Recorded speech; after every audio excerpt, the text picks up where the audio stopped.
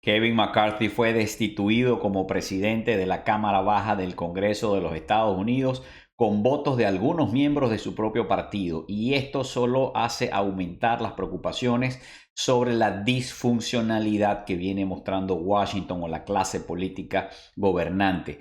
Y adicionalmente a eso, en Wall Street aumentan los temores, aumenta el miedo, los bonos del tesoro siguen en caída libre, no consiguen piso, no hay quien los ataje, y entre más caen, más suben las tasas de interés en toda la economía. Eso tiene presionado al mercado de acciones, los mercados hoy cayendo con fuerza, estamos llenos de noticias, están pasando muchas cosas y vamos a comenzar ya a hacer el resumen de lo que fue la jornada de hoy. Es martes 3 de octubre, 7 p.m. Comenzamos aquí el principal medio político de los Estados Unidos, de Washington Post, por supuesto, la noticia que tiene la de McCarthy fuera como speaker, y el principal medio financiero de Wall Street Journal también tiene a McCarthy en la primera página. Esta es la noticia del día y por supuesto tiene implicaciones políticas, pero también tiene implicaciones económicas y tiene implicaciones para los mercados. Sería muy largo analizarlo en este momento, pero en una coyuntura como esta, con techo de la deuda, con negociaciones del presupuesto en las que no se pueden poner de acuerdo, y con lo que está pasando en el mercado de bonos, estos acontecimientos que ha habido en Washington van a tener repercusión en los mercados. Dice el economista que Estados Unidos se vuelve a sumergir en el caos y los republicanos radicales echaron al presidente del Congreso con una moción de censura, así lo titula el Economista de España. Y mientras tanto, en Nueva York, Wall Street cae, ya que el retorno de los bonos de Estados Unidos extiende sus alzas, sigue aumentando tras datos de empleo. Hoy hubo datos de empleo, señores, y fue un ejemplo claro una vez más de que buenas noticias son malas noticias. El dato de empleo vino duro, lo que quiere decir es que la economía está fuerte, las empresas siguen buscando trabajadores. Y eso es una buena economía, eso es una buena noticia para la economía y para las personas, el ciudadano de a pie que está buscando trabajo, que depende de su sueldo. Es una buena noticia, pero es una mala noticia para los mercados financieros porque da a entender que la Reserva Federal está muy lejos de bajar las tasas de interés, y más bien podría seguirlas aumentando porque la economía sigue muy fuerte. Ya les voy a enseñar esos datos. Y dice aquí Reuters que los rendimientos de los bonos de Estados Unidos toca máximos de 16 años. Factores técnicos se suman a la presión, y dice el Wall Street Journal que las pérdidas, la caída de los bonos, las pérdidas que han ocasionado tienen asustados a los inversionistas. Y aquí dice que muchos esperan en Wall Street que el dinero fluya desde los money market funds, desde los fondos de dinero. Ahí, recordemos que los inversionistas tienen montañas de efectivo acumulado que no han querido invertir y lo tienen ahí estacionado ganando 4 o 5%, y los inversionistas, Wall Street está esperando que mucho de ese dinero fluya hacia el mercado de bonos y comience a ser invertido, sobre todo en bonos de más largo plazo, 5, 10, 20 años. Sin embargo, eso no ha ocurrido, dice allí en la última línea. Por ahora, la caída permanente que no para de los bonos tiene asustados a los inversionistas que se mantienen a un lado. Y este es el rendimiento del bono a 10 años, el más importante para los mercados financieros. Hoy llegó a 4.8%, va rumbo a 5%, y yo cada vez tengo menos dudas de que va a llegar a 5% porque la subida es muy violenta. Aquí pueden ver este gráfico que viene, pues es lo que va de este año. Y fíjense este dato, hay un ETF que es el TLT, es el más popular de los ETFs que invierten en bonos del tesoro de largo plazo. Hay otro que se llama EDB, que es mi preferido, pero este es el más popular, TLT. Muchos de ustedes lo usan, hemos hablado en videos anteriores, y este fondo, este ETF, mucha gente lo compra pues para invertir en bonos del tesoro a largo plazo, y más en este momento aprovechando la caída de precios. Fíjense, TLT ha caído 50% desde su punto más alto en el año 2020. ¿Cuándo llegó al punto más alto? Cuando los bonos estaban más caros. ¿Cuándo es que los bonos estaban más caros? Cuando rendían menos, cuando las tasas estaban en 0%. Justo en la pandemia del COVID, cuando la Reserva Federal tumbó las tasas de interés. Allí los bonos se dispararon de precio. Desde ese punto hasta hoy ha caído 50%. Es decir, este es un fondo que tiene una volatilidad que parece de acciones y no de bonos, pero recordemos, es normal, los bonos de largo plazo son muy volátiles, son mucho más sensibles a las tasas de interés, a las subidas y bajas de las tasas de interés, que los bonos cortos. Y ese gráfico aquí lo tienen amplificado. Este es ese ETF que se llama TLT. Ven cómo llegó durante el 2019, subió, llegó a su punto máximo durante el COVID, cuando las tasas llegaron a cero, y desde allí, desde un nivel de más o menos 170, ha bajado hasta 85. ¿Es momento de comprar? ¿No lo es? No lo sé. Cada uno de ustedes tiene que hacer su propia investigación y su propio análisis. Dice Bloomberg que Wall Street, la medición del miedo sigue subiendo y entre otras cosas, bueno, hay muchas noticias allí, pero les quería mostrar esto, hablando de miedo. Aquí está el índice de miedo y codicia que siempre les muestro. Recordemos, yo le he dicho muchas veces, no me gusta invertir dinero nuevo, dinero fresco, efectivo, sea mío o sea de mis clientes, cuando el mercado está en codicia o codicia extrema.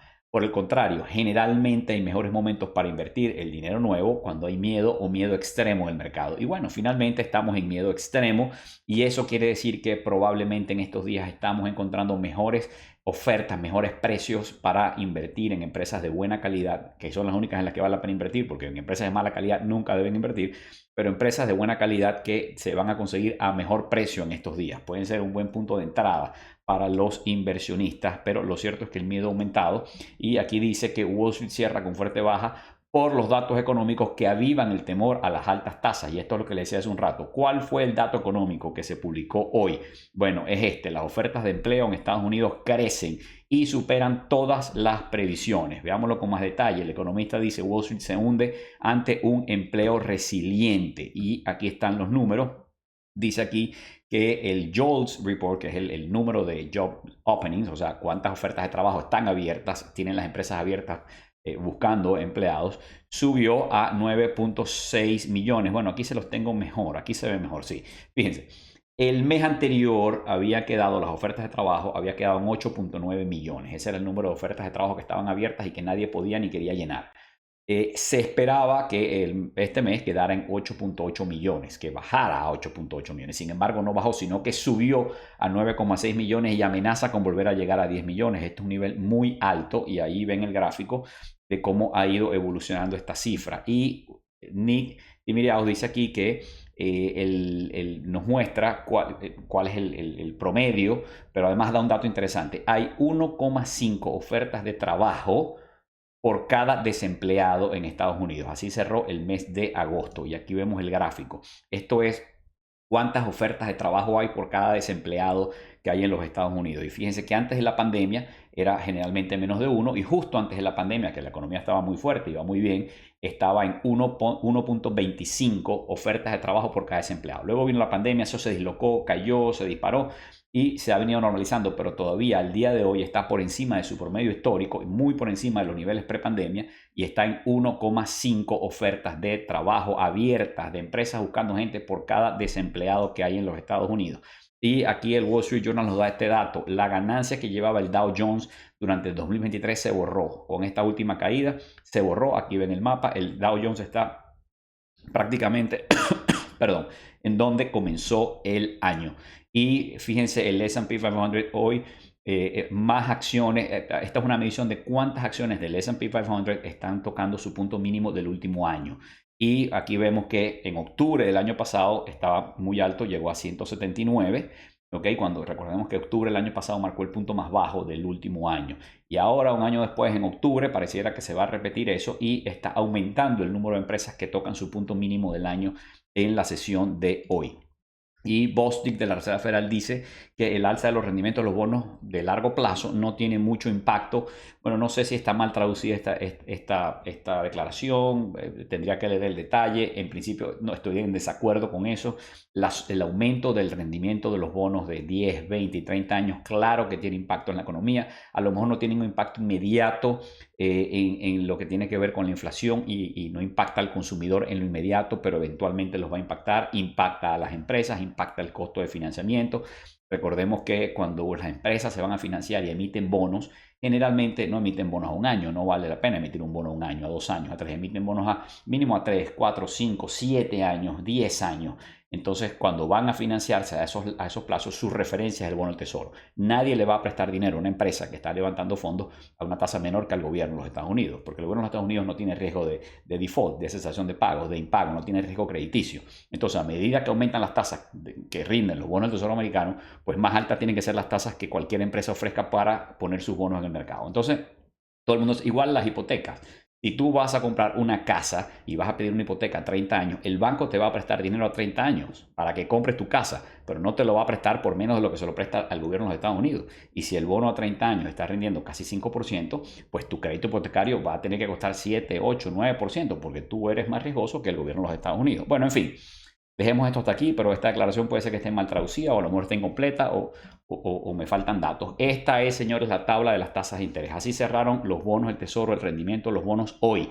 Y fíjense que todo lo que es menos 2 años sigue cómodamente por encima de 5%. El bono a 10 años en 4.8%. El bono a 20 años instalado sobre 5% y el bono a 30 años casi llegando a 5%. De nuevo, esto es una foto totalmente distinta a lo que había hace un año y ni se diga hace 2 años. Y esto está teniendo un impacto directo en la economía, en el costo de financiación de las empresas, de las personas, de los gobiernos, de todo el mundo. Esto impacta el mercado, aumenta el nerviosismo y esto aumenta, ojo con esto aumenta las posibilidades de que haya un accidente, de que ocurra un accidente en los mercados financieros, en algún sector de la economía. Esto aumenta las posibilidades, aumentan los riesgos. Y Yellen se muestra muy optimista sobre las perspectivas para la economía estadounidense. Bueno, Yellen es funcionaria del gobierno de los Estados Unidos, es la directora del Tesoro. Es normal que ella tenga opiniones favorables a la economía y más cuando estamos ya en época de pre-campaña electoral. Pero bueno, además la economía sigue dando signos de que está fuerte.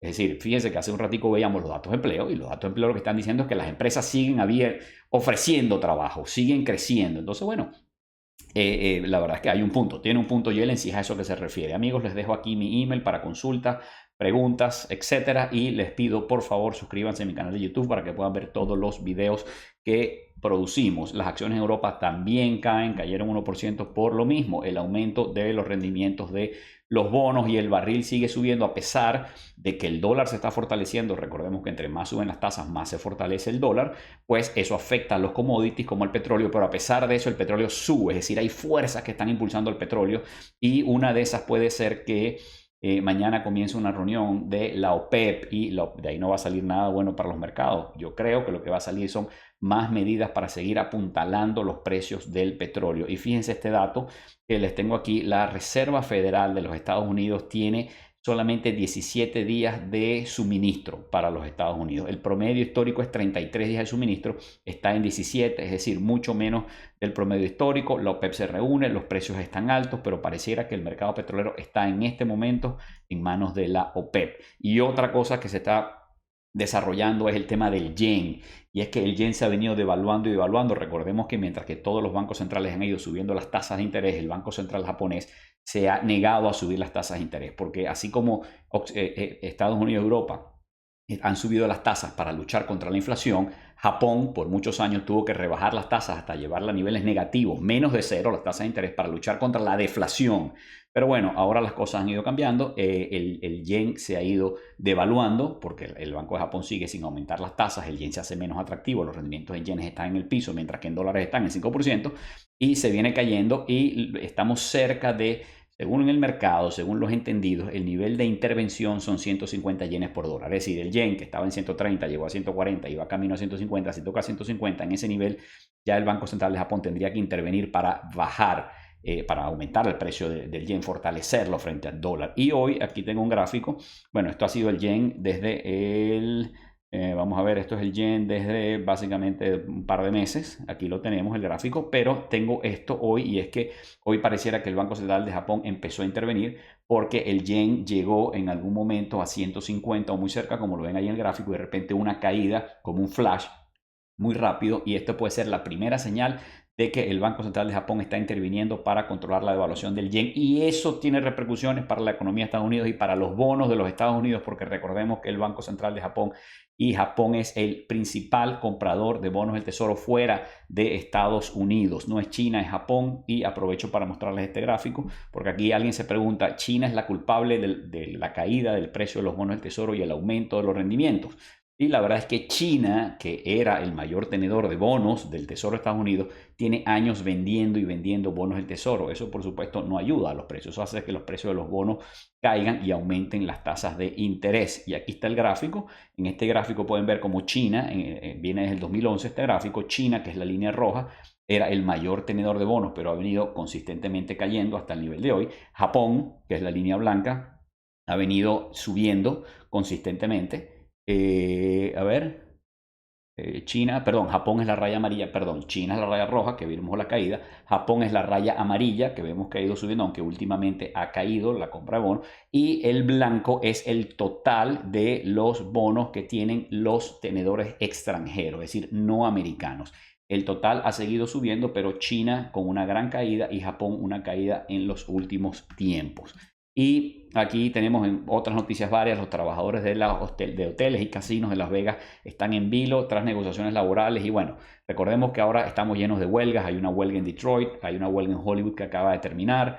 Y es que en este momento los datos laborales lo están diciendo. Hay más ofertas de trabajo en la calle que trabajadores o personas desempleadas dispuestos a tomarlo. El poder en este momento de negociación no lo tienen los patronos, lo tienen los trabajadores y lo están usando y se están yendo a la huelga y están pidiendo aumentos de salario. Bueno, habrá que ver esos aumentos de salarios impactan la inflación, lo veremos. Es una historia en pleno desarrollo. Y aquí están, señores, los cierres de los mercados.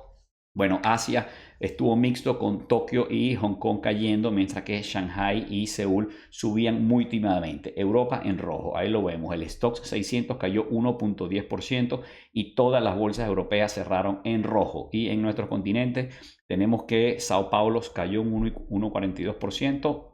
Merval en Buenos Aires subió un 0.83 y Ciudad de México cayó un 1.67. Y en Nueva York, que es donde hoy estuvo la acción, el S&P 500 cayó un 1.37% y el Nasdaq cayó un 1.87%. El Russell 2000 cayó un 1.69%, la volatilidad se disparó un 12%, aumentó 2.17 para cerrar en 19.78, tocó 20, traspasó 20. Recordemos que tengo tiempo diciéndoles que esa volatilidad en 15, en 14, en 13 es una cosa inentendible para mí. El mercado estaba demasiado optimista, como que no lograba ver ningún riesgo en la economía. Ahora los está empezando a ver, está empezando a ver riesgos en los mercados, aumenta la volatilidad, hoy lo vimos. Y el bono del tesoro, bueno, como ya vimos, aumentó su rendimiento, cerró en 4.80.